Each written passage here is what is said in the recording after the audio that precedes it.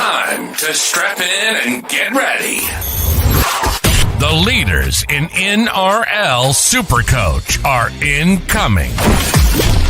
Bringing you the ultimate insight to help you win your leagues and climb up the rankings. You're now listening to the Insight NRL Show with your hosts, Braino Mattrix and Whisperer.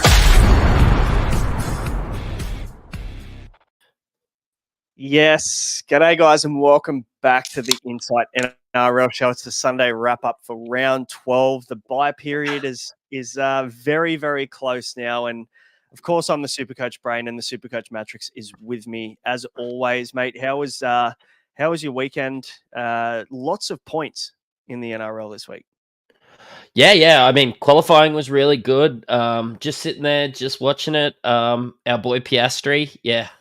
Look, we'll be rooting for him tonight. And there was some football played. Let's just not talk about the 2:00 game. I know what Tigers supporters feel like. Yes, yeah. I mean, at least you put up 34 points. That's a start. But yeah, a tough one for Broncos supporters this afternoon. But of course, you know, we're here to talk Supercoach. But guys, the show as always is brought to you by long-term sponsors, the Standard Squeeze and Ryan from Astute Newstead. Let us know how you went in the comments as well. We've got some scores floating around. I've seen some 1400s, even a couple of 1500s this week. So there's some big scores floating around. And for those Nico captainers, best not to talk about your score this week, unfortunately, unless the rest of your squad is fucking stacked. So tough one. And I guess Better that's a big next year, isn't it? It's the talking point, isn't it? Like, what do we do with Nico now? I'm sure we'll talk about it later, but what are your initial thoughts? Oh, I mean, nothing's changed for me, really. Honestly, I thought that he was going to get paired with Burton. We can have a little bit of a chat at some stage, I suppose, about the Origin teams, or jump into it now, but I thought he was going to be paired with Burton, so maybe that's something juicy I could jump across and get around.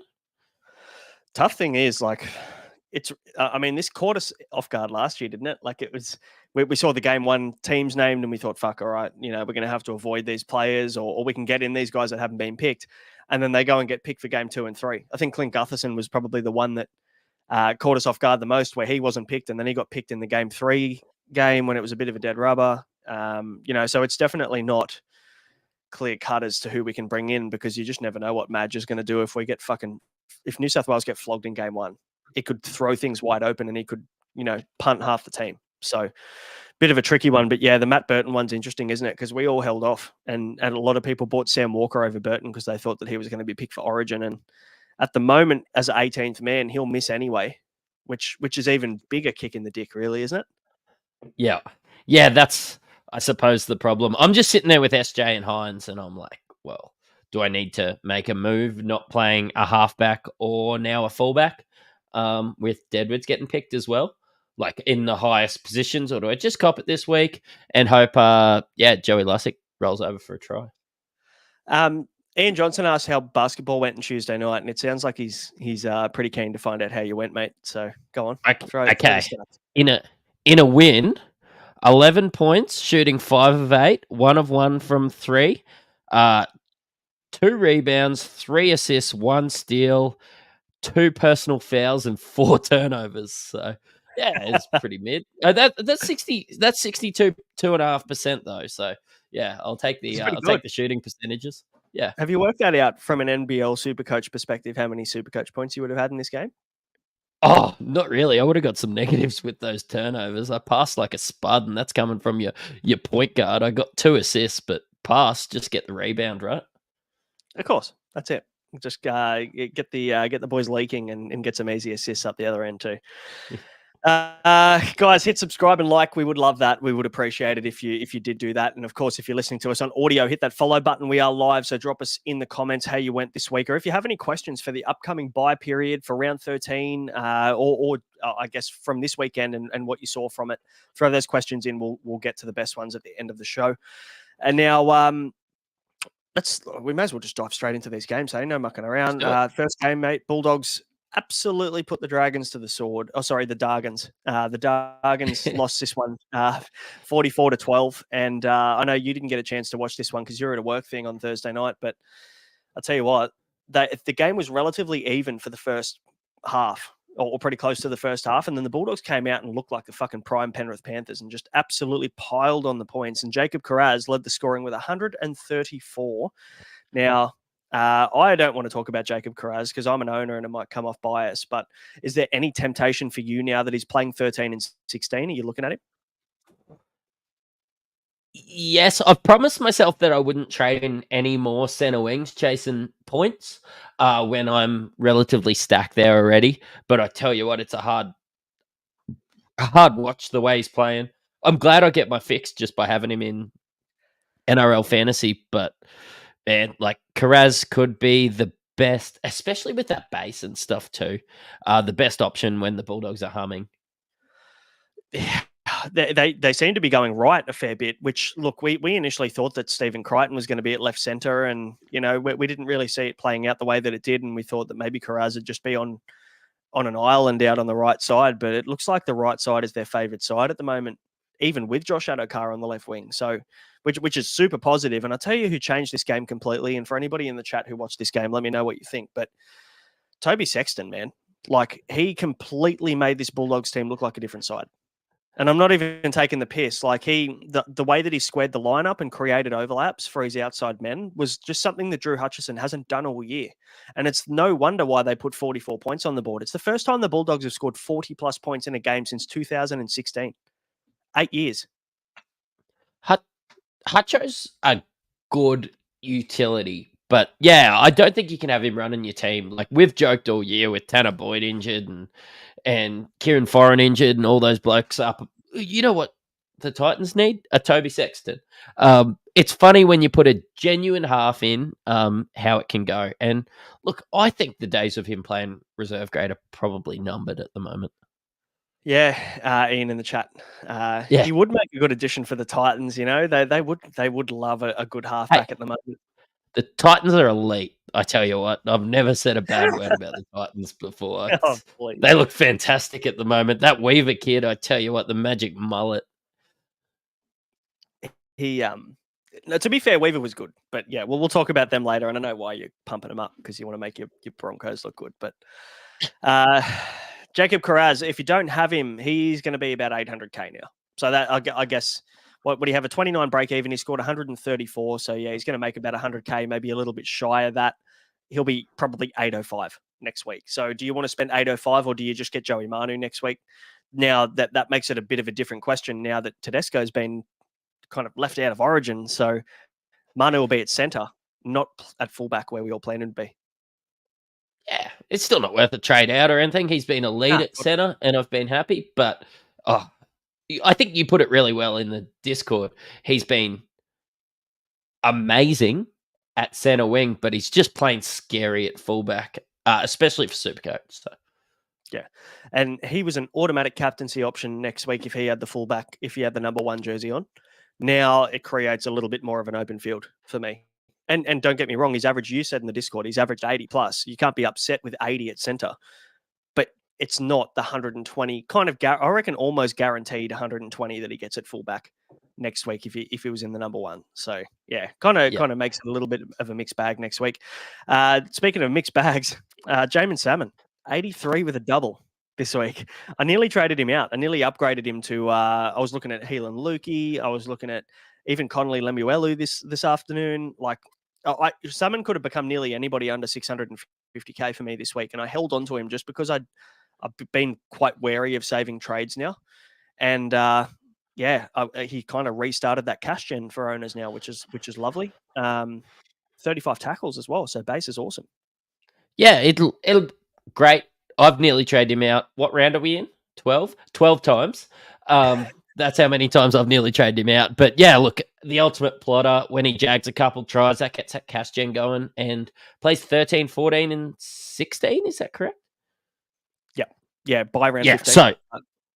So can jag a 40 or something and maybe get you out a bit of trouble there. But yeah, Birdo's probably a bit more interesting one. 5'8" halfback, 81 again. Probably would have usually expect him to score more in a 40-point drubbing. But yeah, that might be signs that he might score a little bit less next to Sexto there. Yeah, maybe. But, Sexton ran the ball relatively well, but I just think it was one of those games where they just peppered the right side, and obviously with Burton being on the left edge, he probably just didn't see anywhere near as much ball as he normally would. 2 tries and 6 goals with 3 misses. Like his goal kicking was relatively ordinary. Again, he's a 70% goal kicker. So but 24 points or plus 18 points in goal kicking, which is handy. 58 of his 81 points were in tries or goal kicks. So, the base just wasn't there. 17 tackles, couple of misses, and ran the ball. Actually, here's the reason why he didn't score that well. He had 4 runs all game. Yep. So that's probably why. But Burton, fantastic option. Unfortunately, he will be stuck as the 18th man unless they release him, which for the most part, they usually don't. I know Freddie Fittler, when he picked his teams, used to always pick an 18th man that was on the bye. Yeah. And he hasn't done that this time around, old Madge. So the days of looking after super coaches are gone. They're long behind us, unfortunately. But Reid Marnie, 76, he was solid, decent. Probably one of the picks of the hooker position, I guess, moving up into this bye period, being available 13 and 16 and 14. Other scorers here, Jacob Preston. Any interest in him? Because his price is now definitely bottomed out. He's going to be at about 540K next week, and that's the cheapest we'll get him. Yeah.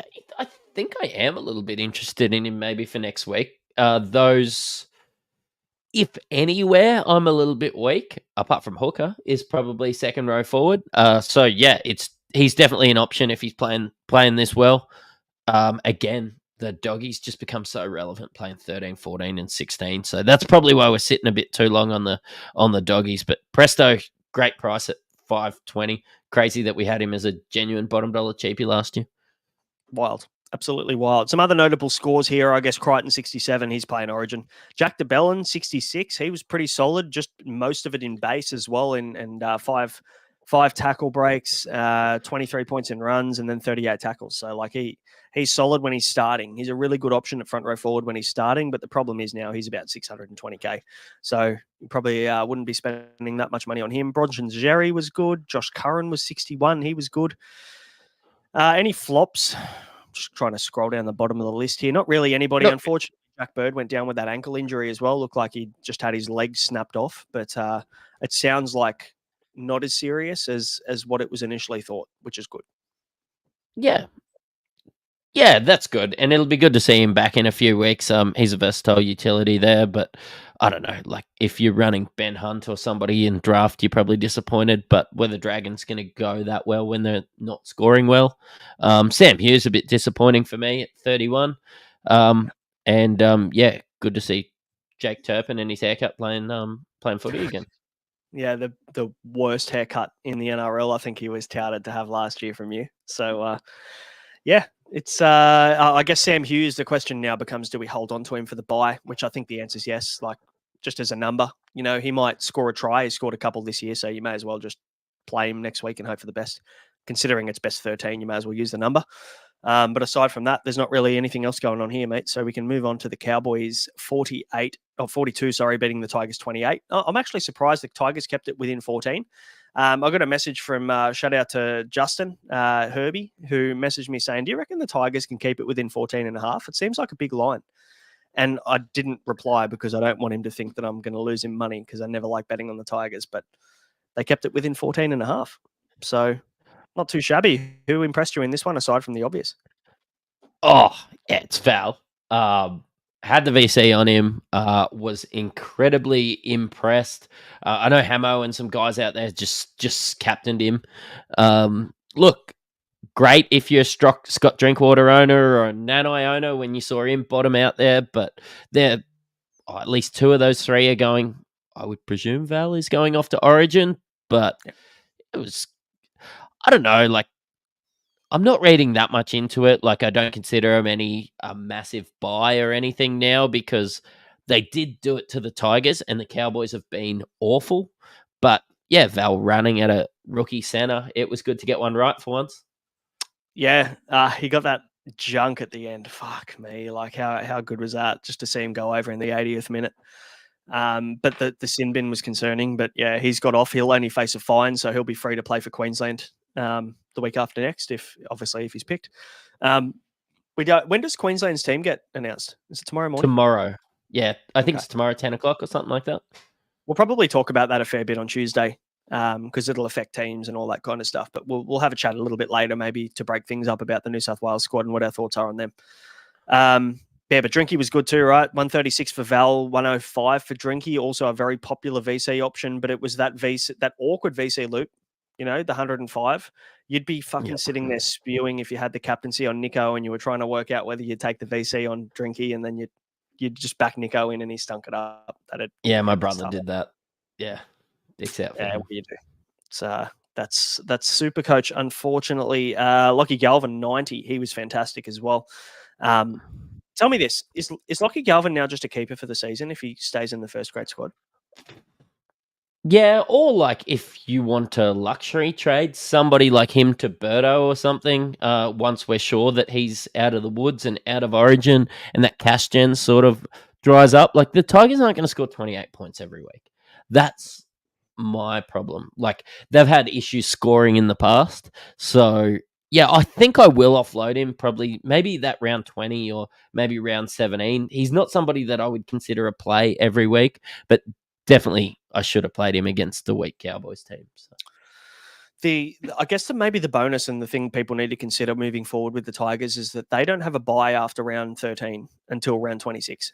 So if you want availability and you're looking at guys like Fainu, you're looking at Galvin, or you're probably holding Galvin, you want Appy in your team, I'd be probably loading up on Tigers from round 14. Obviously the good ones, the ones that can score points.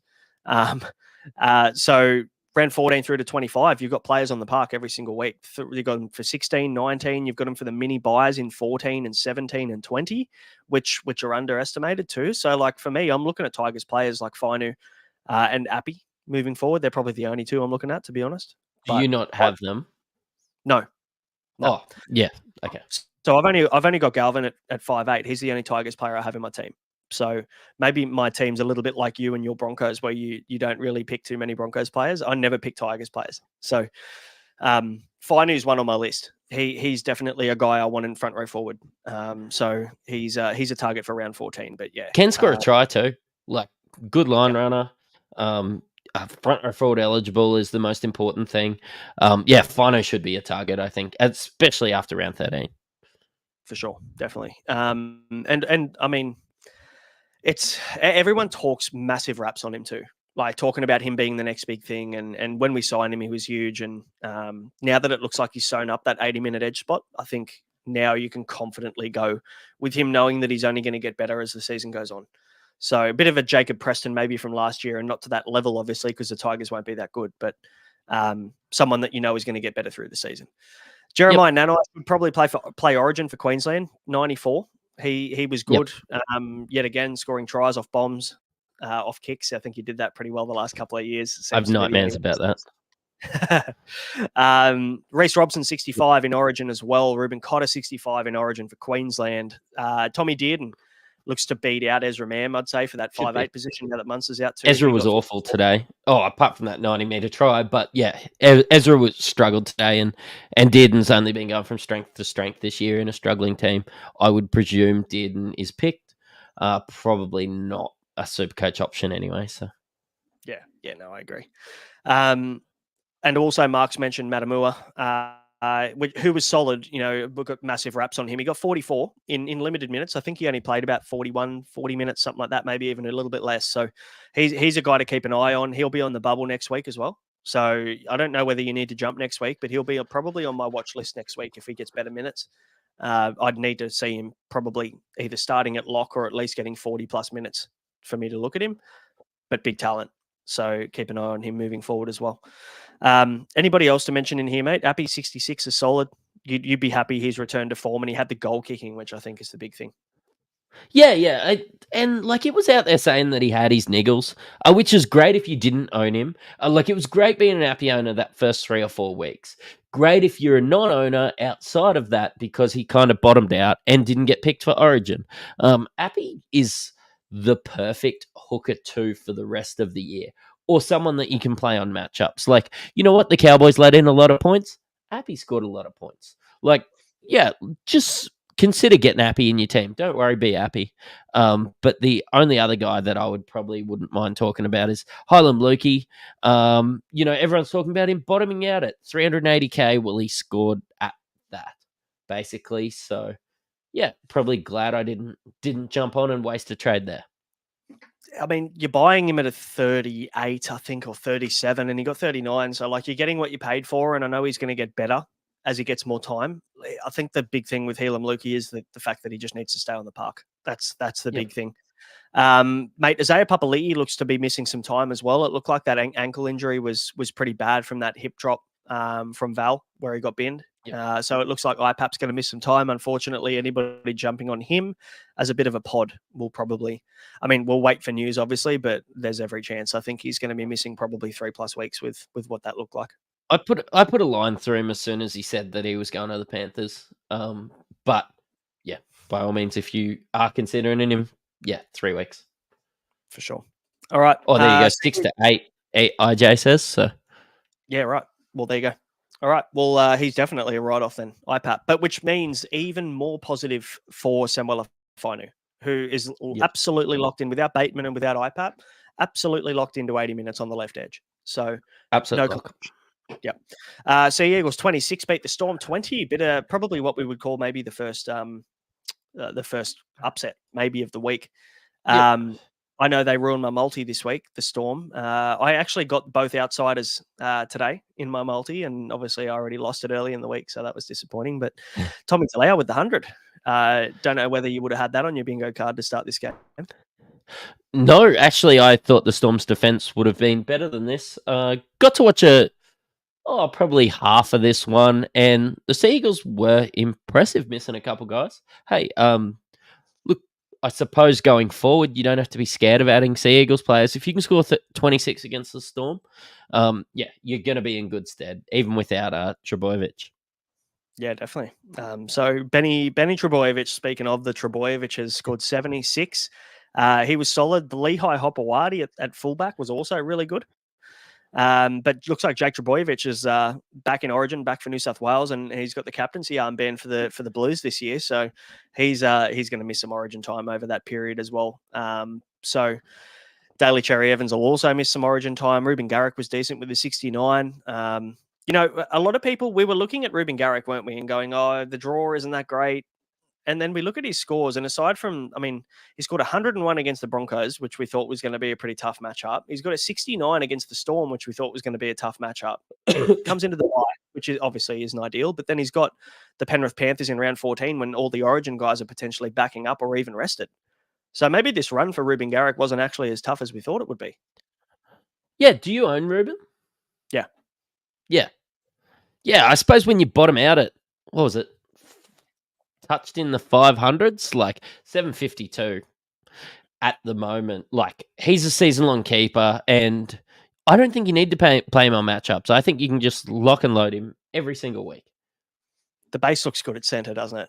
It's like a completely different player, isn't he, than at centre? Like, the work rate's high. So, I think you can play him with pretty much a large amount of confidence this week or moving forward in every week, except obviously next week. Oli Olakau'atu only a 42. That'll hurt. And obviously he's been picked for New South Wales as well. So what are you doing with him? Do you, and I guess maybe this is going to be a question for the most part for nearly every Origin player like Olakau'atu.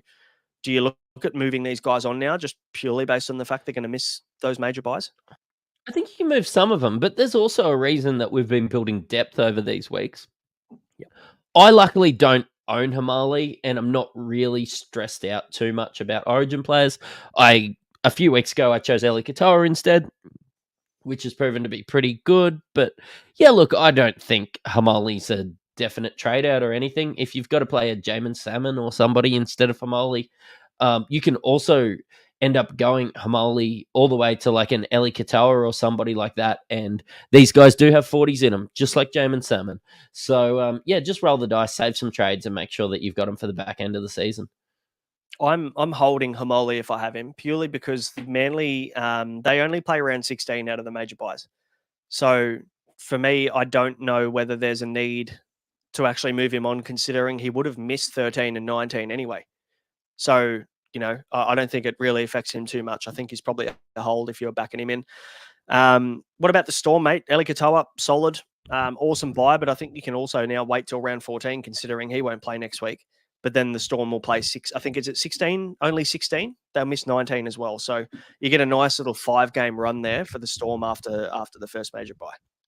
Yeah, and it's more the next guy I want to talk about. Like, I'm a bit disappointed of the schedule with his accent brew, and that's Jerome Hughes because, 76 there.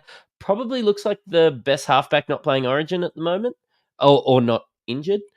So, considering they're all injured. So, a bit disappointing that he only plays 16, but if you want someone to go all the way from 14 to 18, Jerome Hughes, I would think, is going to average the most at halfback between 14 and 18. Yeah, I'd probably tend to agree with that. It's just a shame because now we've got Nico and we need to decide what to do with him. And if Nico is a sell and we decide we want to move him on, who are you moving him to? Because Sam Walker I feel like Sam Walker's too expensive now to buy. If you really wanted to buy him now, I don't feel good about paying $750 plus for Sam Walker. And then Jerome Hughes on the buy next week. So if you actually need an active player next week, who are you going to go to? That now becomes the problem, I guess, for the Nico trade. So I'd probably say Hughes, Walker, and who else would I pick at halfback? Dylan Brown. Hughes, Walker, and Brown. Yeah. I reckon they're the three. They're the three halfback options. I don't know whether I'd pick anybody else. Maybe. What about Jock Madden? Goal kicking? Yeah. I mean, I like it. I'm actually eyeing him off for fantasy, to be honest, with Nico being out. So, especially all the kicks in play and everything when it comes to the Broncos. So, hey, I don't hate it. Jock, I've always said that Jock is probably one of the best backup halfbacks that you can have. And I know that they were building some depth. Worried about Renault's age and everything like that. So, Jock's a fantastic shout, maybe, because, look, Renault's not going to be back until like round 24 or something. Something like that. Yeah. Jason Murphy in the chat mentioned Tamari Martin, who was fantastic today. He's 5'8" fullback dual, unfortunately. So even if we were hoping he'd get halfback dual, he can't. It's impossible for him because he's already got the dual position at fullback. So 5'8", though. We'll talk about him later because I accidentally held him and it's worked out kind of well.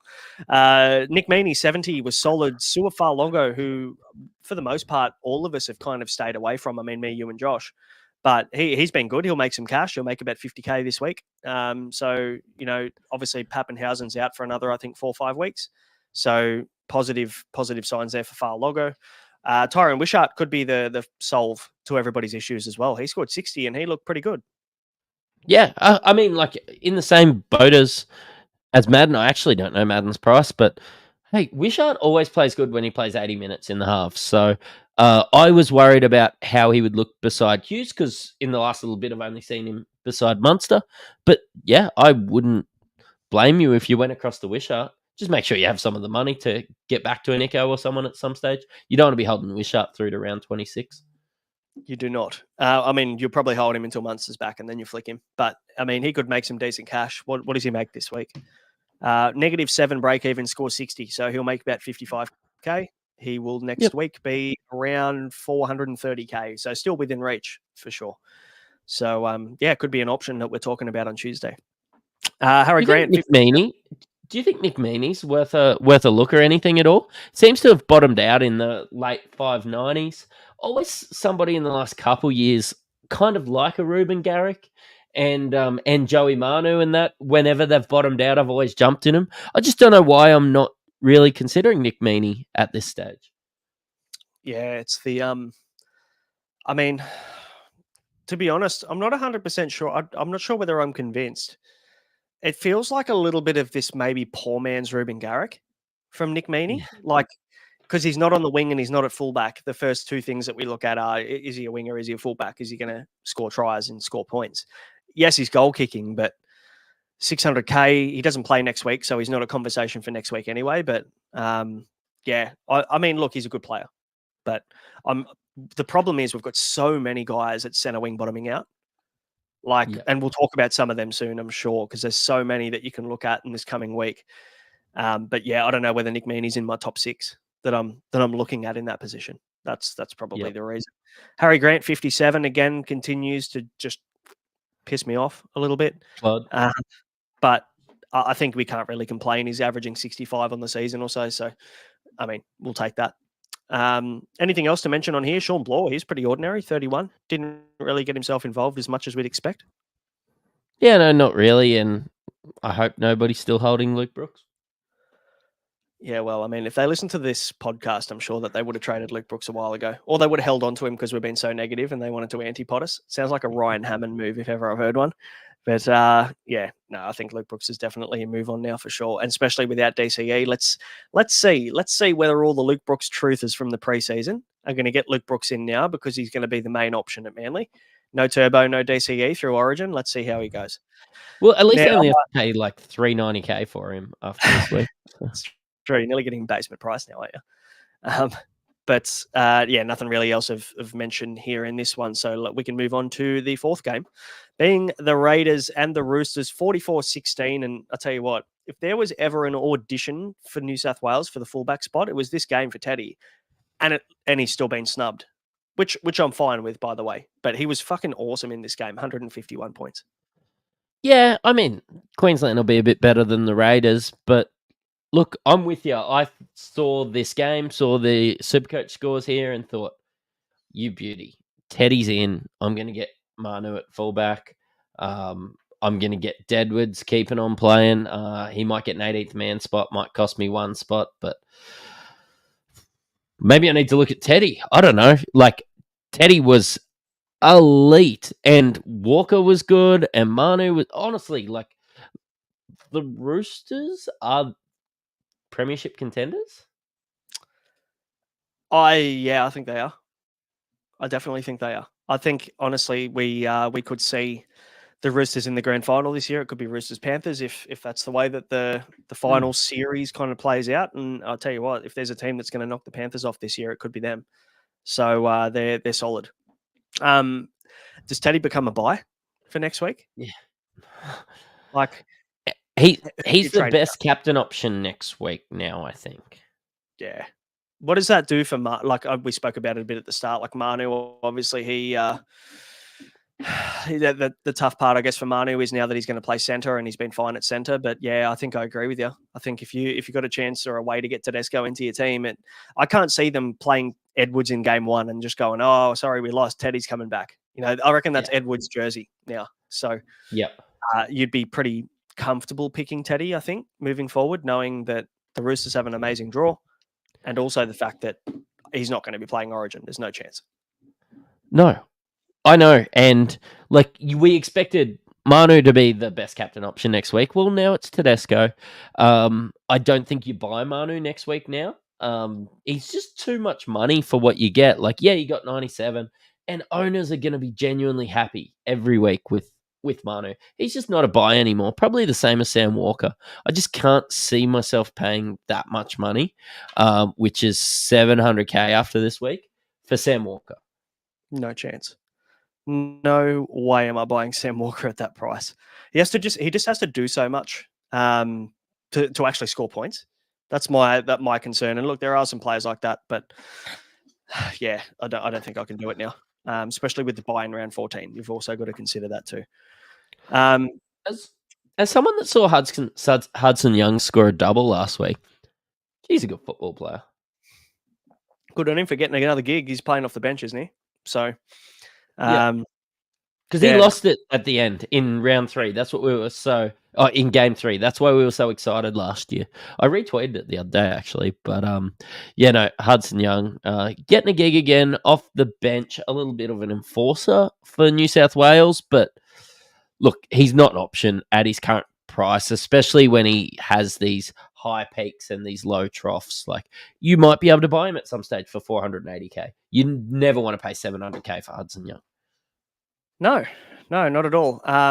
Before we move on, we do have the Supercoach Whisperer in the chat, but just so everybody's aware, it's not the Supercoach Whisperer. If this person thinking he can copy an account and pretend to be the Whisperer and me not message Whisperer and actually ask him if he's in the chat, bit naive. So yeah, we've gone and deleted comments and banned him. So don't think that's the Whisperer that you're talking to. It is not.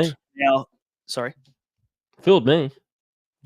No, you always got to check these things, because I think our friend that had a name that I'm not going to say in the chat likes to do that, has a tendency to go and copy some profiles. So yeah. Oh, yeah, Gotta be that might have been him. Yep, definitely was. Anyway, so Sam Walker 100, great. Tedesco 151, Manu 97. Very happy with Manu, obviously. We've talked about him a bit, so we can move on. Suoli'i, he'll be playing Origin at centre. Gus Crichton will be playing Origin. So like these guys, these top performers now for the Roosters are also going to get some rep gig, and kind of hurts us a little bit. But I think we planned for Crichton, right? We planned for him to play New South Wales. I mean, well, we didn't when we bought him bottom dollar, but as he got better throughout the year, you start to think that there was no chance that Crichton was going to play, not going to play Origin. So no, exactly. Naf White 73. He started at lock. This is a really interesting pick. What are your thoughts on him? Because I mean, if he gets the starting lock gig and they're going to play Victor Radley on an edge every single week, like does he now become an option? I mean, at that price, you start to see that 70 odd in his rolling average, and he has played every week to make him a bit cheaper. Especially in a couple weeks' time, maybe when you want to get out of Jamin Salmon or someone like that. If you don't have a lot of cash, you could do worse. I just think job security is a bit of an issue. Like all these guys are getting named in Origin, but I mean, like I think I'd have one of the Butcher brothers back in. I don't know how they can't get a start on this team. It's kind of weird, isn't it? You see Egan Butcher on the bench. Nat Butcher didn't even play, which really makes not much sense to me, to be fair, because I feel like Nat Butcher is the better option and the guy that's been starting on an edge all year, and then he randomly just gets dropped from the 17. So maybe there's something weird going on in the background there where he's either there's disciplinary stuff that's not talked about or potentially he's carrying a niggle that they haven't publicised. So I'd say we're going to see him back in the team pretty soon. But Naf White, 68 minutes at lock is massive. So if we see that for another week or so, I mean, maybe round 15, he could be a buy. He could be, it could be a guy we're looking at for sure. What else happened in this one, mate? Any other scores we should be looking at? Look, May was disappointing. Dom Young, if you looked into the stats, they don't score. This is the Raiders' best defensive side. You're still going to play him in the form that he's in, but yeah, I'm just not super surprised there. Smithies, ultimate plotter. May, disappointing. And Spencer Leniu getting picked for Origin is interesting as a New South. Somebody tell him that Ezra's not playing for Queensland. So, yeah, maybe they were hoping that they were going to match up and get that that game that we were all hoping he was going to come back from a suspension and play each other in this first game back. Didn't happen. But a lot of people don't like the Spencer Leniu New South Wales pick. I actually like it. The one thing that we haven't had in the last couple of years is a bit of mongrel, a bit of fight, a bit of someone to fucking just go head on with Queensland. So you got Hudson. Fuck, all right. Yeah, okay. Good.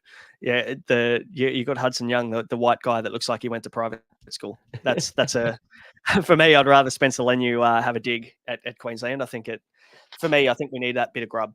And Cheese in the chat agrees with me, so I must be on the right track. But he was good, 48. Dom Young, 36. Don't expect that moving forward from him every single week. Don't panic sell him or anything like that. Dom Young's a hold, especially through this little nice period for the Roosters. Terrell May, though, 40 minutes aren't there again.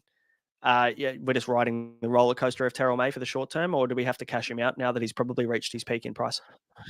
No, I'm going to hold him. My plan is to not trade it front row forward and just sticking to my guns.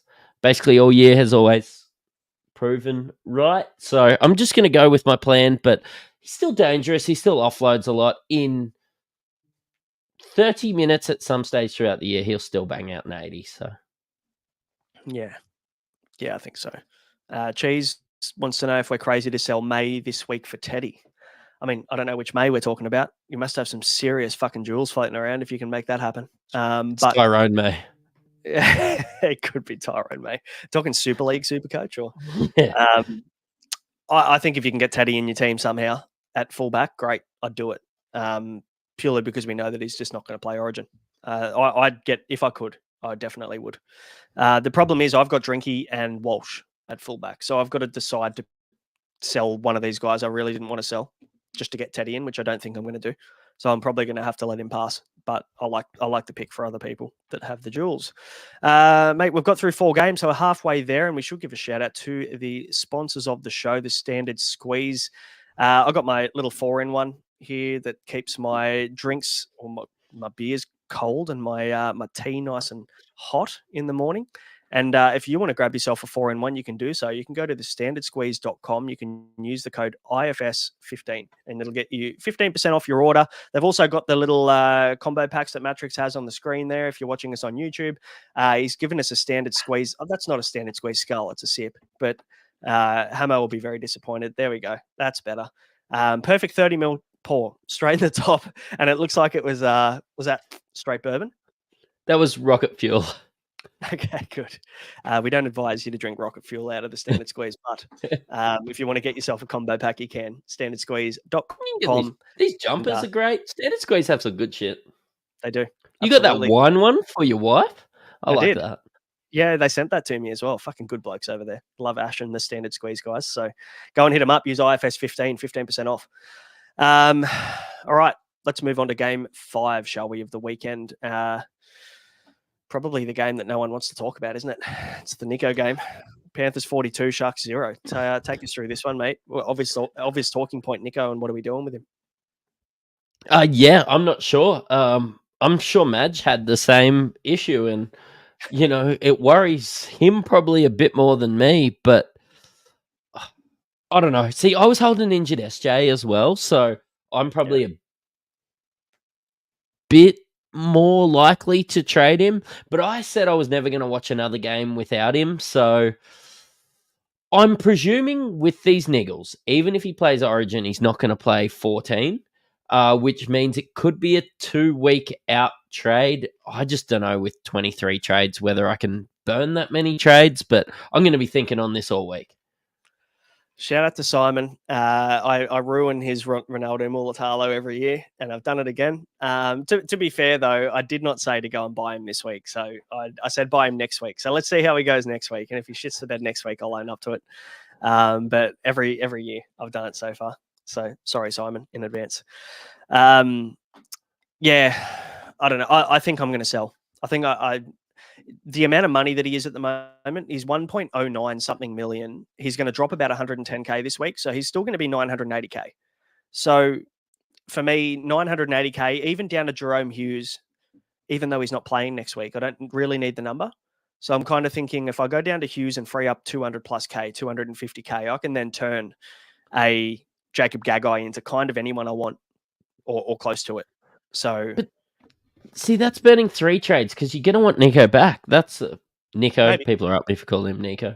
But people are going to want Nico back. Like, I don't know. I might end up holding, but I know it's going to cop me in AE in round 14 because there's no chance he comes back to play round 14.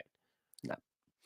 Calf tightness, right? And he's going to go through what they'd call a kind of decreased training load through Origin period. Then he's going to play Origin, which is probably the most intense rugby league on the planet. There's no way in the fucking world that the Sharks are going to risk him in round 14. And he's going to have Madge. They're going to have Madge tapping on Craig Fitzgibbon's shoulder going, no way are you going to play Nico. We need him for game 2. And I reckon he did it on the weekend. He was in the stand. Yeah, he probably did, to be fair. So he misses 13. He misses 14. He misses 16. So you're going to have a guy that's 980K on the on your bench for 3 out of 4 weeks and not play any and not score you any points. So even if Nico comes out and gets 150 in round 15, I still think you're ahead by trading him out. And yeah, you might go and get him back in. Hey Siri, how much is Braden Trindle? Is it actually going to tell you? That would be impressive. No, it didn't. It popped up with Wikipedia. I just wanted to see what happened. I would probably then, I mean, the Sharks, when they play round 16. So, I mean, let's just say Moses gets picked and it goes Moses and Luai and Hines misses out. He plays 15-16 then.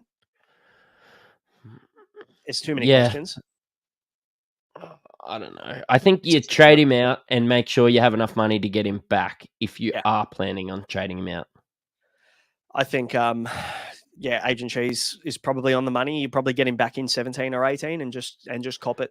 But I think this next 4-week period, he could play one game. So I don't like that for a guy at his price. I'd rather use that money elsewhere and just keep money in the bank to get him back. That's probably the way. Well, you're not going to use the money elsewhere if you're going to keep the money in the bank. That's the thing. Which just is points fine on the board. I'm just more thinking Hughes versus Nico over the next month. That's probably the way that I'm looking at it. But Jerome Luai, he's got a gig. Fuck, he looked good at halfback. Fuck, he looked good. I'll tell you what, as a Tigers supporter, I'm very happy that he might be playing halfback next year because he looked much better at halfback than he did 5'8". Yeah, look, honestly, that was the best game I've ever seen Luai play in his life. Oh, for sure. He's not going to do that twice. No way. But he was good, 124. No one's got him in Supercoach, though, so not really super relevant for us right now. But Dylan Edwards, 113. Bit of a damper on Dylan Edwards, as good as he's been up until this point. The positive you can take from this as Dylan Edwards owners is he will only miss one more game than he would have missed anyway. Yep. So, and it's next week. That's right. And so what? Like, for the most part, we've had 13 weeks to plan for round 13. So, are you really caught short by Dylan Edwards being named in Origin? No, you're not. You probably got 14 or 15 available anyway. So you just got to cop it. I'd hold Dylan Edwards, I think. Yeah, and it was that logic that made me get him to start off with. I genuinely thought Teddy was going to get picked, but it was knowing that he's only going to play one less game that made me take the plunge. And I'm so glad I did. Back-to-back hundreds. 120 last week when I captained him. 113 again. Dylan Edwards is the most reliable player in Supercoach right now. I'm on my trampoline, Ian, just in case everyone wants to know. Backflip more than Fafita does. A couple of weeks ago, I was saying Luai shit. Now he's saying he's great. This is what Tigers supporters do, Ian. If you want to, get as good at backflips as me, then come and follow the Tigers. We'll look after you. So you reckon he'll keep Aiden Caesar out of a spot next year, or? I don't know. That's questionable, isn't it? I would like to think so. We will find out. Cole was good, 91. I don't think we can expect that from him moving forward, but he was good. It's a shame he's only 5'8" only. So you might get him in draft, to be honest. Yeah, that's not a bad shout for draft. Mitch Kenny, 75. Fisher Harris, 78. Liam Henry, 74. Fantastic. It kind of reignites his cash gen, doesn't it? Like, we can probably plan to move him on in maybe like 3-4 weeks, but it will probably get him over 400K now. I went him to Finu, and I wonder if that's still the play. You do want points on the board, but yeah, you could definitely wait. Like, he's going to score again next week, get another price rise, and then maybe Finu the following week. Yeah, because obviously they both play round 13, so maybe you hold Hughes and Henry, who are the most probably popular front row forward bench options, I would assume, and then you can probably look to move on one of them and just pick whoever's making the least cash at that point, to be honest. The Bulldogs play 13 and 16, whereas the Penrith Panthers only play 13. So maybe Henry you move on first, and then Hughes you move on after round 16. That's probably the play. What else is happening here, mate? Sorensen 58, Taruva 56, To'o 55. Really nothing else going on here. It was Iro and Mulatalo for me that this...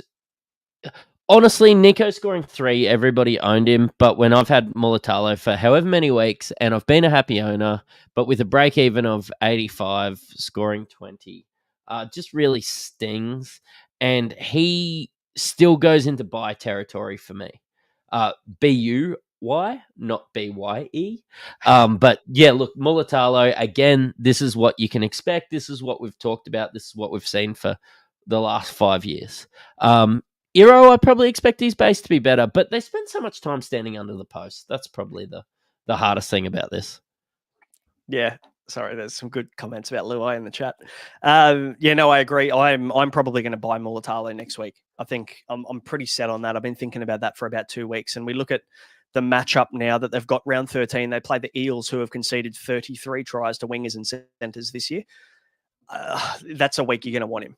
I just can't see a world where I don't want Mulatalo next week against the Eels. Even without Nico, we would assume naturally without Nico next week, Braden Trindle comes back in, right? So that's... He hits your boy, Mulatalo. I tell you what, he's going to be best man at Mulatalo's wedding, I reckon. 100%. He absolutely will. loves going left to Ronnie, but also probably good for Iro too if he continues to go left. Yep. Like that. So yeah, definitely probably hold Iro and also hold Mulatalo, or buy Mulatalo next week if you can get him, because the matchup will probably be one of the best matchups of the week next week. And if a Gutho or someone's named, you can go like Talagi straight to one of these guys. One of these, I would consider Mulatalo a fallen gun at the moment. Like, yeah, those guys are probably pretty good guys to go to it. Absolutely. Speaking of Talangi, let's move on to the next one. The Rabbitohs 42 beat the Eels 26. And I'll tell you what, if you're losing to the Rabbitohs this year, you're in all sorts of trouble. And we were thinking there was going to be a coaching sacking bounce back game that often happens when a team sacks their coach. And that just wasn't to be, unfortunately, this week with the Rabbitohs knocking them off. And Keon Kalamatangi, 133. Not in origin contention or conversation, but he's not going to score a double there every week either. So, yeah, temper your expectations on him. Does he start on front row? He's starting front row forward at the moment, though, right? No, he's starting lock. So yeah, okay. He won't get the 2RF. He won't get the front row forward duel, unfortunately. He's only started one game at prop. If you told me at the start of the year that I could get him for 500k later on in the year, I would lap that up. It's the base now that's nice. I mean, Keon's always had that kind of try-scoring upside on an edge, but now that he's in the middle of the field, his workload is so much higher. So, but the attacking upside isn't necessarily there. But I mean, we're saying this, and he just scored a double. But yeah, how much against the Eels? Look at against the Eels, yeah, exactly. Makasivo 112. Shout out to Whisperer. Wonder if he's going to bring. He's never been. Yeah, can I tell you a stat? I do a lot of research before the podcast, and Mike Acevo has never been dropped by Trent Barrett. So good. Yeah, that's a good shout. Maybe we need to bring him back in. Maybe he could unlock Mike Acevo. You just never know. I think so. Damien Cook 96. Yeah, cool. I'm still not overly interested. I'm not overly interested in Damien Cook for some reason. It's just because Hawker sucks. But Blaze Talangi, he's one that I've missed. I feel like I fucked up and didn't get him. I could have gone Gagai to Blaze this week, and I think it was maybe the negative break even for Gagai that turned me off him a bit. But I fucked up on this one. I probably should have just taken the plunge and got Gagai in even for the 2 weeks. I'm just wary of trades and trading him in and out, but there's word that Gutho could come back at center and Blaze could just stay at fullback, which fuck, that would be huge moving forward.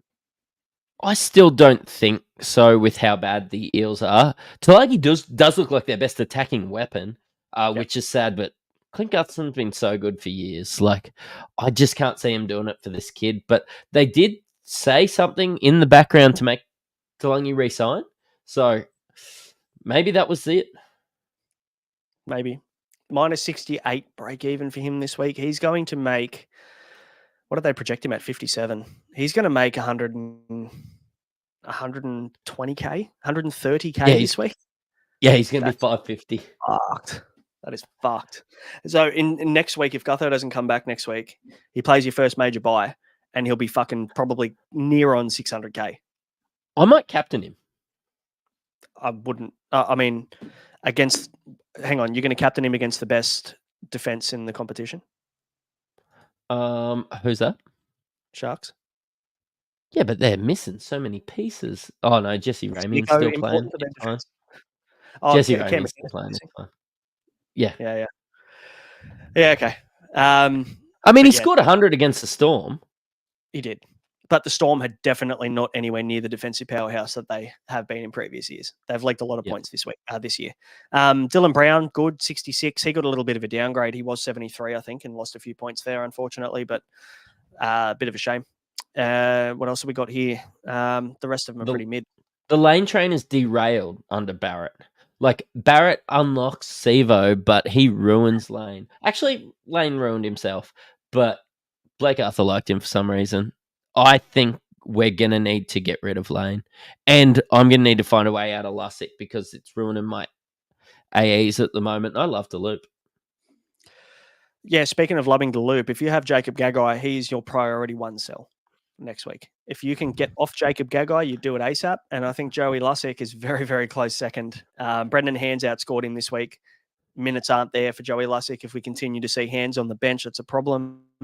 The only, I guess, saving grace for Lussick is that he plays next week, and there's every chance Ryan Madison might be fit next week, because I think it was illness that he was out with. He was a late withdrawal for this game. So if we see Madison back next week, we'll see hands drop off the bench and Lussick probably plays 80. So hopefully we get that next week. That would be lovely. But plays 80, gets 40. Yeah, I'm okay. But 40's fine. 22 is a problem.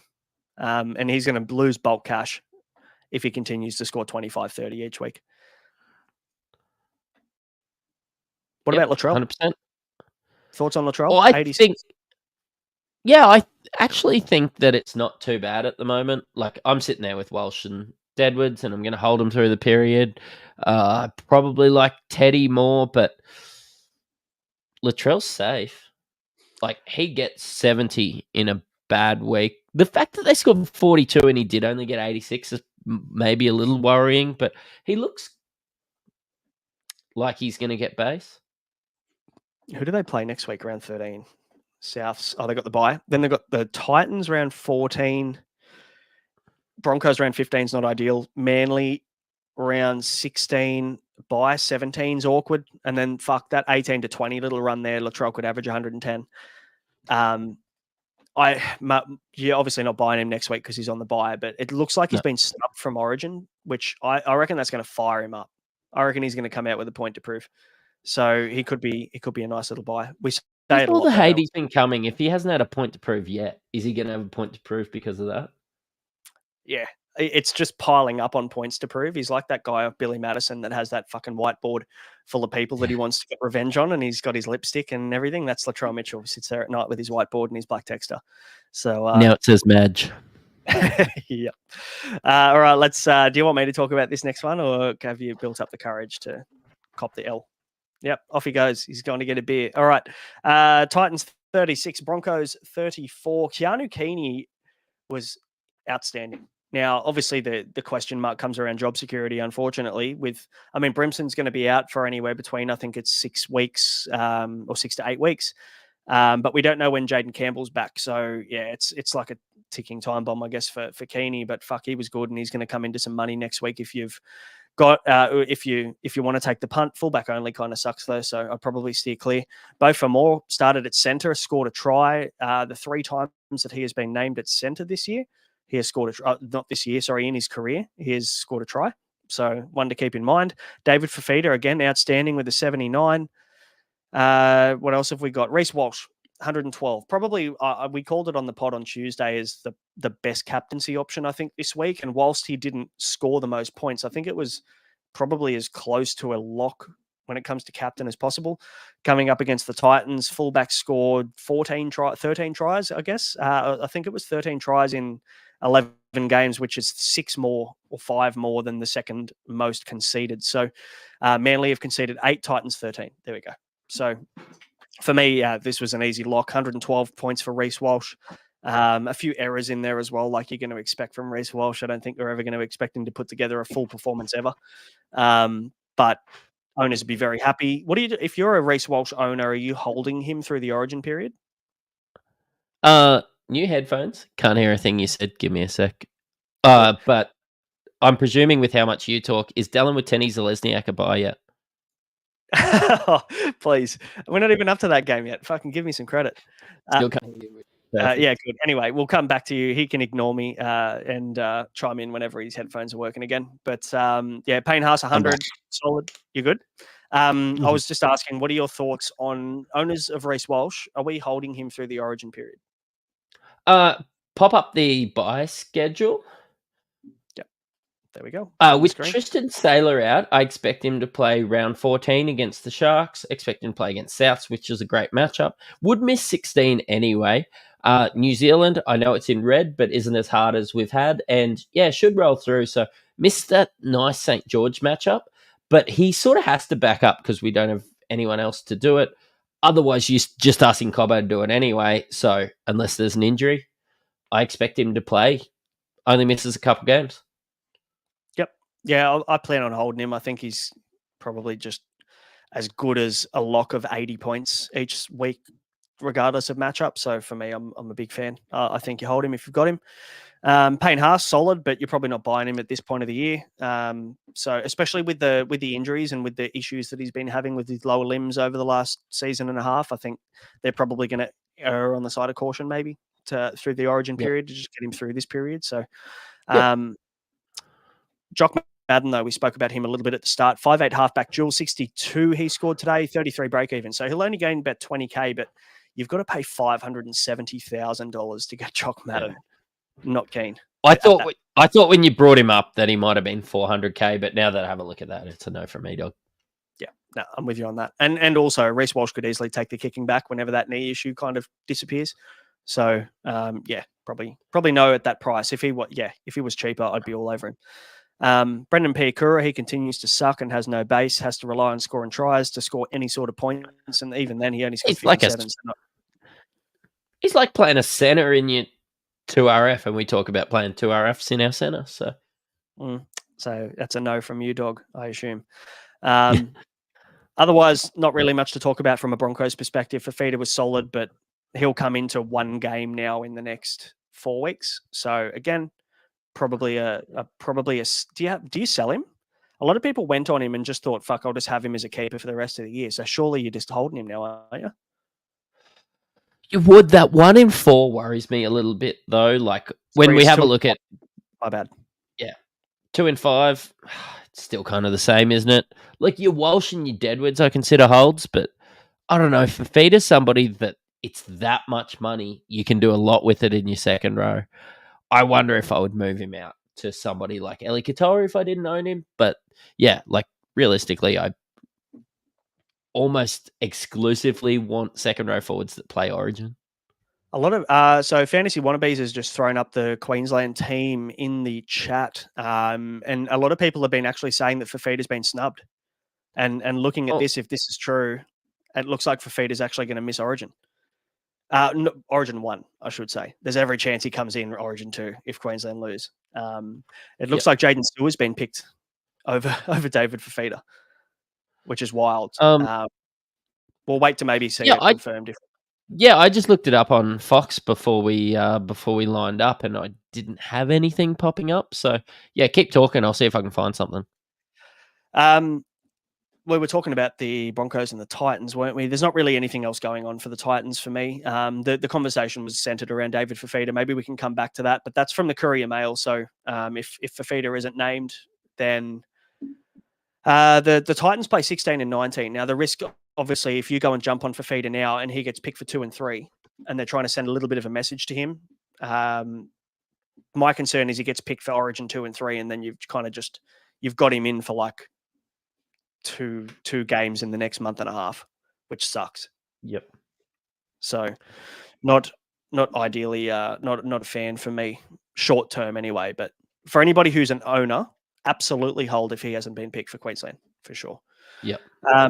Let's move into the last one, mate. Warriors 24, Dolphins 20. You'd be happy as a Broncos fan also seeing the Dolphins get knocked off when the Broncos lose on the weekend. So that's positive. Yeah, I love watching the Dolphins lose. It's actually one of my favorite pastimes. Look, I do have a bit of a grudge against Uncle Wayne taking our players. And then hopefully he doesn't leave the Dolphins in as big of a dumpster fire as he leaves every other team moving forward. But I tell you what, my boy Herbie Farnworth, when I said that he might drop to 400K at one stage throughout the year, yeah, you're not going to see it now with this cash gen, are you? You are not. You are not. Let me talk about Tamari Martin for a second, because 117 points. I probably need to issue a formal apology to Tamari Martin because I've slandered the living shit out of him on this podcast the last month or so since I bought him. He's done nothing for me. And the last fortnight, he has been outstanding and repaid me in spades. So thank you, Tamari, for going to halfback and being a Jet. But unfortunately, if he moves back to 5'8", I'm probably less interested again because SJ then takes back over this team and he gets less ball in his hands. So not ideal. You're not buying him either. I'll definitely do not overreact by buying Tamari Martin before SJ comes back. Herbie Farnworth also fantastic in this game, 118. Does he become a buy now? Like these centers and these wingers. That's one of the best games I've ever seen him play. Like he got so involved, and I don't. No slight to the halves. I don't think he was getting the best ball out there. I think that he was just going out and getting it and absolutely torching the Warriors. I feel like every time he touched the ball, he made a line break. Just like watching this game intermittently as I was trying to fucking sort dinner and get the kids sorted. Like, I didn't get to watch the full game intensively, but fuck, he was good. And I said in the chat with you boys, like, is it now time that we start looking at buying Herbie Farnworth again? It feels like preseason. But yeah, I feel like I'd rather a Sarko. It's just the price. Sarko 166 break even, got 80, so he's going to drop 70k. He'll be 740 or so next week. Would you buy him? It's still probably 150k's difference between Farnworth and a Sarko. Farnworth will be like 570. Yep. Or 580 roughly, which is fine. I just look at his scores from this season, and they haven't exactly been fantastic. It's been his last month 68, 40, 59, 49. Like, is there really enough there, or are we just looking and overreacting to one game and chasing last week's points? So probably not overly keen looking at that. And Warriors haven't been great in other weeks. They still let in plenty of points. But yeah, look, it was good to see Herbie play well. Ewan Aitken, 73. Again, he's just kind of getting priced out. Like, you're paying a 63 to get 73. Great. Cody Nikorima always proves to be pretty good in draft. Plath owners would be pretty happy. And your boy, you've messaged me a lot about Lemuelu. And were you impressed? Probably not. I mean, he was good. He just didn't score well. For me, I'm kind of glad. Like, if you ask me if I'm impressed, I'm glad I didn't buy this week. That's probably my answer. But 54 for him. Try scoring upside there for sure. Obviously, didn't get over the line this week, but 36 tackles is positive, so the base is there for Lemuelu. For an edge forward, that's solid. That's good numbers. So. Not a bad option. And I guess when we're talking about the Dolphins, right, like they're playing all three major buys. They're the only team that are going to do it. So they become very relevant. What about Ewan Aitken? Because we were a little bit worried about Lemuelu taking his spot, but it looks like it's Aitken's edge on the left. And what's the price at? It's going to be, 660. I'm not paying that for Ewan Aitken. I'm sorry. No, it's a lot of money. You're probably better off just buying Plath for 150k cheaper. Really? Yeah. Like, I'd probably just go buy Plath if I wanted a Dolphins player. What else? We got Jeremy Marshall-King. He wasn't ideally that good this week, but apparently our mate Phil Unfiltered thinks he's owed a line break assist, so we'll wait for updates tomorrow morning. But do you want to give us an update on that Phil Unfiltered head-to-head matchup? Because he was pretty keen to throw that out there in the Twitter universe. I don't want to talk too badly about my son, considering I'm his daddy now. Good. I'm going to mark that so I can clip that later. What else have we got? Bostock, no good. Hammer, 30. Did he score a try and score 39? Oh, yeah, he must have. The Hammer can do this. That's why it was I owned Hammer for a lot throughout the early parts of the year, and that's why it has to be tremendous matchups for Hammer for me. And I would have considered this a good matchup, but it's because he can just score you a 15, and that's basically 39 with a try. So, yeah, just a little bit of a worry there. But look, the Dolphins weren't the winners in this. We should be talking about the Warriors.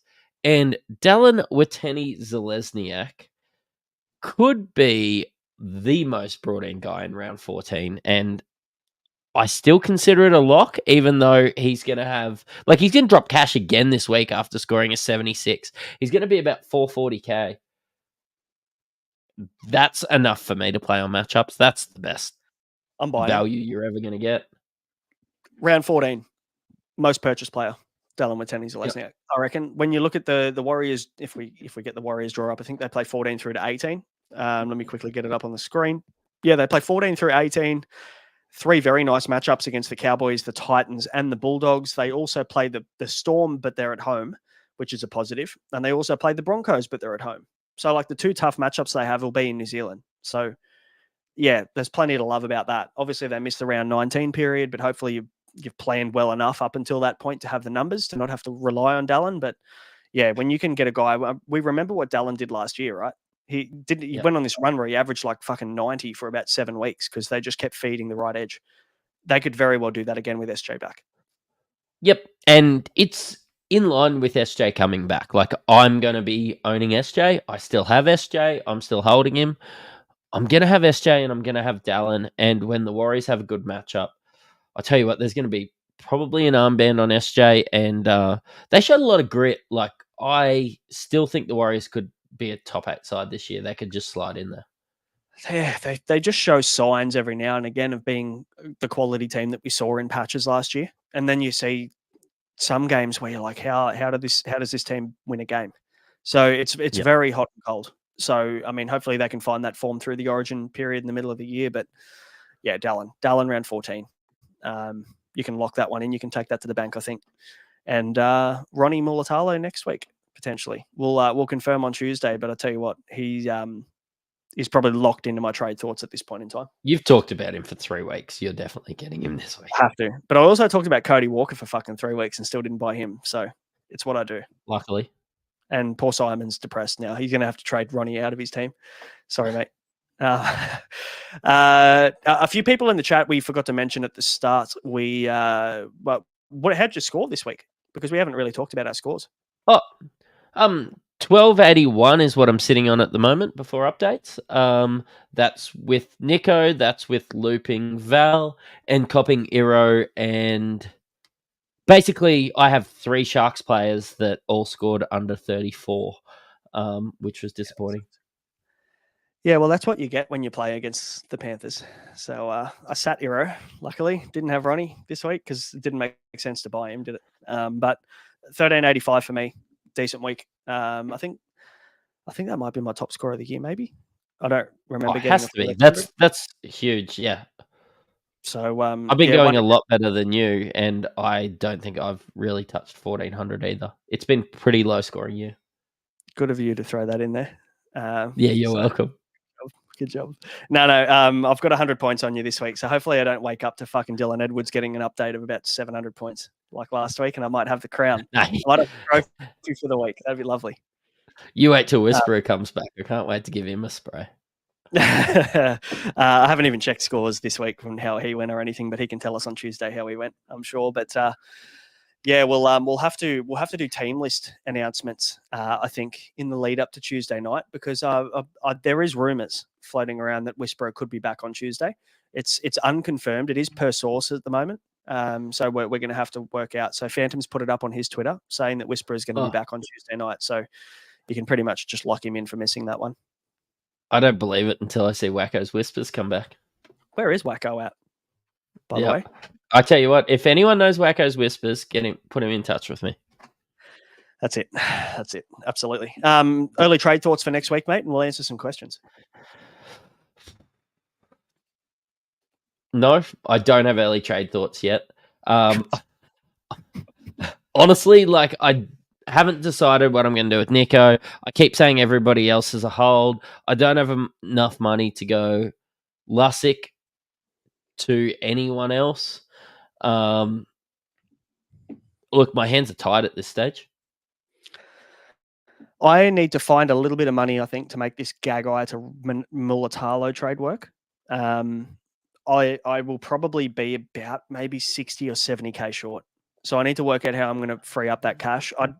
The more I think about it, the more I might just sit on Hines for a week, considering he was going to play Origin. If he does play Origin anyway, I might sit on him and then use that cash next week, considering the only player I kind of want to go to is Jerome Hughes, and he won't play next week either.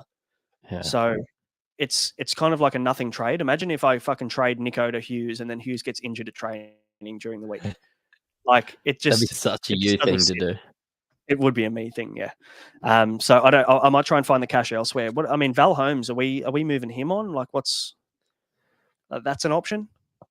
I'm going to hold just because of last year. I remember he played about 2 in 5, and then he had that 180. He's a play every week that he does play. He does seem to relish being in the Origin squad. As long as he gets picked, actually, even if he doesn't get picked, I'm going to be holding him through. I think in the past I've panicked through Origin, just trying to make up a few spots. And yeah, maybe I did make up some spots, but I'm not going to trade them all out. It's just going to be guys that I'm okay with trading regardless. So. Yeah, fair enough. I might even look at Smithies down to a final or something like that potentially next week. Smithies is going to plummet in cash now. I don't need the number for 13. That might get me enough cash. So I'm basically looking for one downgrade option to get Mulatalo next week. So that's probably my early trade thoughts anyway. But we'll answer some questions very soon. But a shout out to Ryan from Astute Newstead for those of you that are homeowners and maybe you've got an interest rate of above 6.2% and you want to get that down, or maybe you want to buy a home or renovate or refinance or just save some cash. Then Ryan can help you with all four of those things. So just reach out to Ryan at Astute Newstead for an obligation and cost-free inquiry. Won't cost you a thing. His link is in the description below his link tree, so you can just get in touch with him there and let him know we sent you. He'll look after you. He's looked after me. He's looked after Mattrix, the big horse on AFL, and Skitty as well. He's done a cracker job for all of us. So couldn't speak highly enough, even though he's a pest and he's a shit golfer and a bit of a Supercoach nerd, isn't he? Loves his Supercoach too. Yeah. Oh, he did captain. I think he VC'd Birdo and then captained Holmes. And I got the little rip meme when he when Holmes got binned. Yeah, when Holmes got binned. But had a good week this week. So thanks, Hamo, for supporting the show.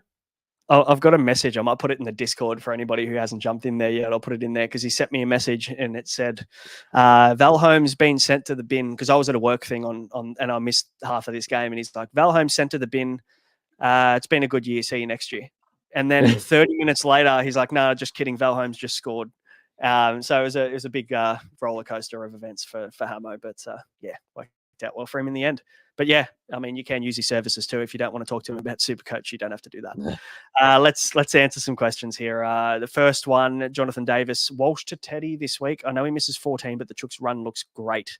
I could make this move. What are your thoughts, first of all? I mean, you have more than 25 trades. I'm a lot more okay with it. It's just that I've traded so heavily and I'm looking to save a few. But then what am I saving them for if not to take advantage of these origin matchups and everything like that?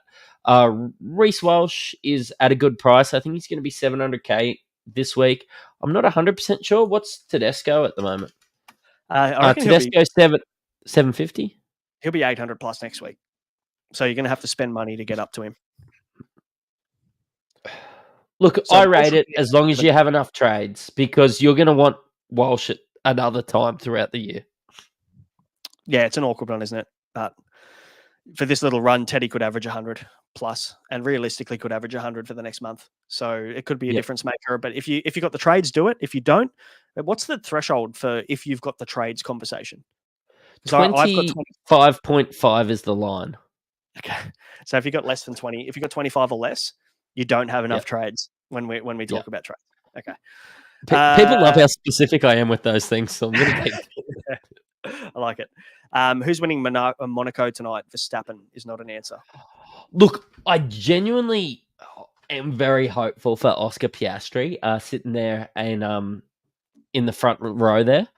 Oh, I would love to see it happen. I'm just so aware that Monaco is just super hard to get passes throughout. So I wouldn't be going to put the house on it, but I do like a little Red Bull McLaren bet because you can bet on the teams that win as well. And I know you said Verstappen's not an answer, but it would be very impressive. You don't pass 7 guys in Monaco. Like, that never happens. So stay up, have a chat in the Discord. I'm going to be up watching it, but look, I think the head says Leclerc, the heart says Piastri. Okay, there's your answer. Ian Johnson, we talked about basketball, didn't we? We already talked about this one before. Nico score or Val score? Yeah, good comparison. It sounded like a Val score from you, so good. Yeah, it's pretty good. There's probably more turnovers than I usually get, but I was shooting at a lot higher percentage. I never hit threes. Yeah, we got the W. Yeah, it was all right. Love it. Clay wants to know, does Burton play in the bye round if he's the 19th man for Origin? So we had a few of those questions. 18th man does not play for their club. 19th will. Yep. So at the moment, it looks like he's been named 18th man, which so he won't play 13, but will definitely play 14, you'd think. Yeah. Correct. Yeah. So obviously he'll back up. That'll be fine. That won't be an issue. But there's a question mark now around 13 and 16. And you know what? Like I said at the start of the show, Freddie always named an 18th man that was on the bye for their club. So there wasn't that backing up issue and the player didn't actually miss any games. But now he's gone and named Burton in the 18th. So unless that changes getting closer to the game, Burton will play if he's not the 18th. But I actually thought Burton was going to get picked. And he would have been in my team if I was picking. Over Suaalii, I would have probably played him at centre.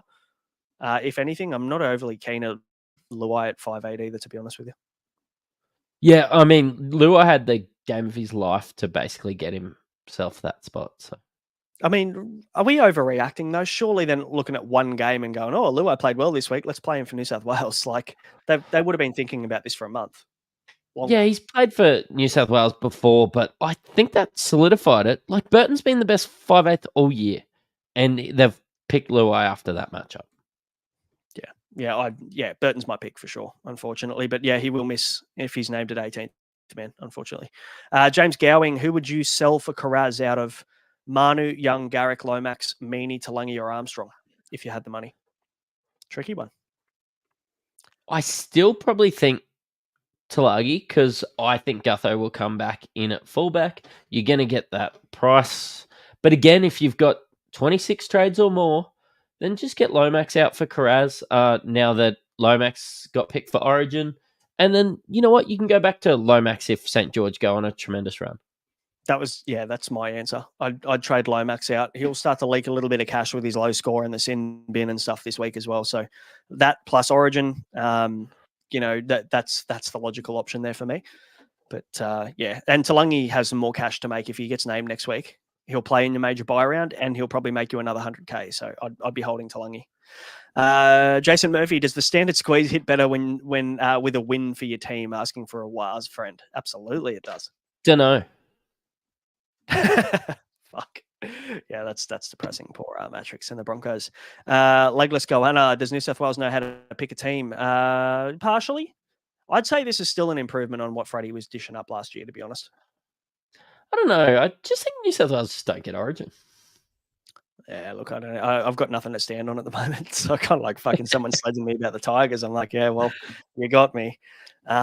When we win a series or win a game, I'll be back. I'll be chirping. Don't you worry. Sure. You mentioned Verstappen, $13 to win the Grand Prix. What do you reckon? I mean, that's good odds. I just don't think he can pass 7 guys. I think he's 8.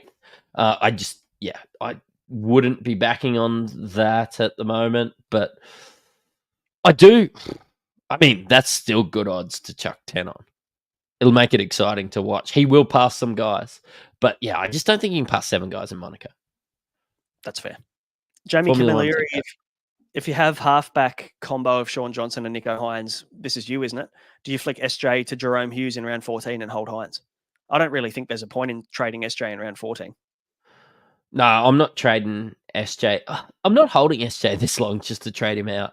I think if I'm trading anyone out, it's Nico, especially with that huge price that he is at the moment. Like you don't cop an AE next week. You just need 13 players. That's my opinion as well. I think that Nico could be a week after problem, just because we've got such a limited amount of options at halfback to go to next week.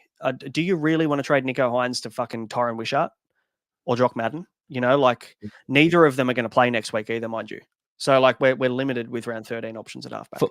Forward plan and make sure you know how many players you have at 14 this week, so that you can have a 2-week plan to get 17 players in next week. Because you don't want to be stuck.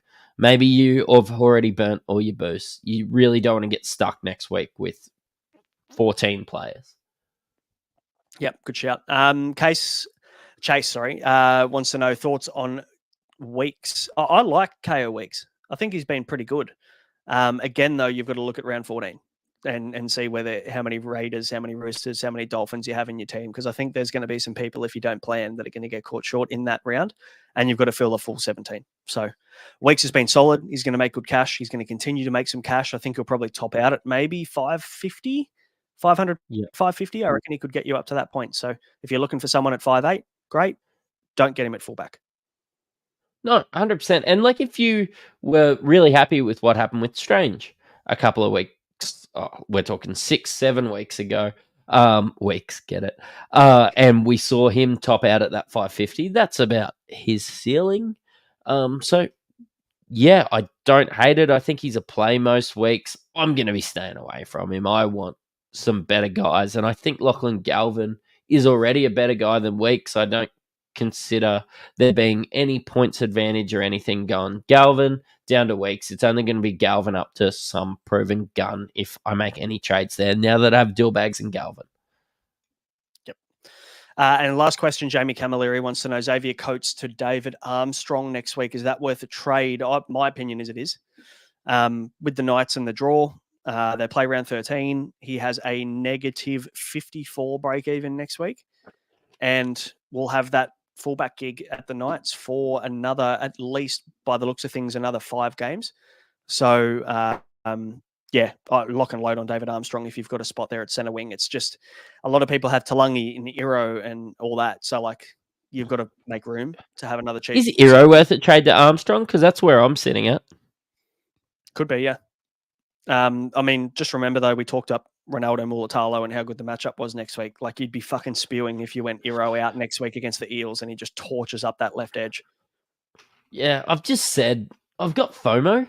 I've said that I'm leaving Armstrong there, but I do have that FOMO with him at the moment. I'm seeing everybody enjoying his matchups. But yeah, I think Armstrong's going through to the keeper, much the same as how Talagi's going to go for you. You can't get them all, right? No, you can't. It's not Pokemon, unfortunately. They do play the Bulldogs, who are good defensively too, into the Penrith Panthers in round 14. So not exactly an easy fortnight for Armstrong. If you don't have him and you've got Talangi and you've got Farlogo and you've got Iro and you've got all these guys, I don't know whether you need to get Armstrong. You've got to make a call on when you have enough cash. What's the team value before we wrap things up that you would be like, all right, cool, I'm happy with where my team value is at now. I don't have to chase every single cheapie. I think it's 15. I'm just going to check where I'm at the moment. But yeah, I think if you're 14 and a half, you still have to chase some value. But I think right now I'm sitting at 15-1. I'm at 15-1. I think if you're 14-6, you need to start still generating some cash. You've obviously missed a couple tricks. But yeah, I think 14 and a half is the cutoff, 14,600. Yeah, I'm 14,850 at the moment, and I think I'll be over 15 next week with a few of these guys like Dom Young, Karaz, Val Holmes will make a little bit more cash. Armstrong's making cash next week. Drinkwater, Reece Walsh, like there's a lot of cash to be made. Tamari Martin, all that, those kind of guys. So I don't think you need to jump from now, especially buy period. Make as much cash as you can up until the buyers.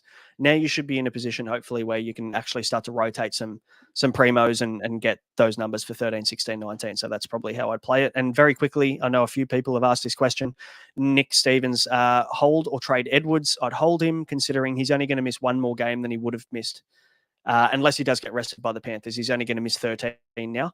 They would have missed 16 and 19 anyway. So for anybody who has Dylan Edwards, don't be too discouraged, because I think he'll only miss one game as opposed to being available for round 13. Guys, that'll do. That'll do us. Thanks for jumping in the chat. As always, we love it. Love answering all the questions. Hopefully we've gotten to some of the good ones anyway, but we'll be back on Tuesday to talk team lists. The Phantom has put out his team lists for Tuesday night, and he said the Whisper has been named. So we'll see. We'll see whether he turns up or not. But guys, if you haven't yet, jump in the Discord. It's free to enter. Come and chat some Supercoach, even fantasy sport, NBA, NFL is just about to start up for Insight, which is super exciting too. So there's a bit going on and some awesome people in the Discord you can start chatting with and talk to you about your trades, and not just us, but AFL. NBL's coming up later in the season, Matty, as well as BBL.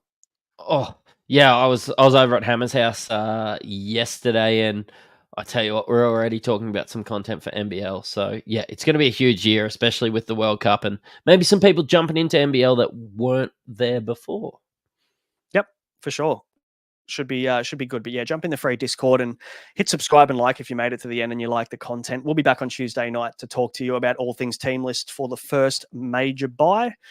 Until then, thanks for watching. We will see you on Tuesday. Catch you later. Cheerio.